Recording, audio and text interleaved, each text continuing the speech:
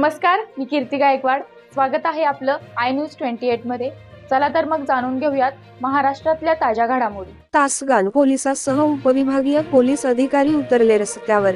Tasgaon police Thane हद्दीतील तासगाव शहरामध्ये आज 23 मार्च 2024 रोजी संध्याकाळचे 5:45 ते संध्याकाळचे 7:25 या वेळेत आगामी लोकसभा सार्वत्रिक निवडणूक 2024 व आगामी सण उत्सव या अनुषंगाने माननीय उपविभागीय पोलीस अधिकारी श्री सचिन थोरबोले यांचे उपस्थितीत छत्रपती शिवाजी महाराज पुतळा, गणपती मंदिर, वरचे गल्ली, धवल वेस्ट विटा नाका, एसटी स्टँड चौक या मार्गाने रूट मार्च घेण्यात आला। तसेच एसटी स्टँड चौक या ठिकाणी दंगा काबू योजना राबविण्यात आली।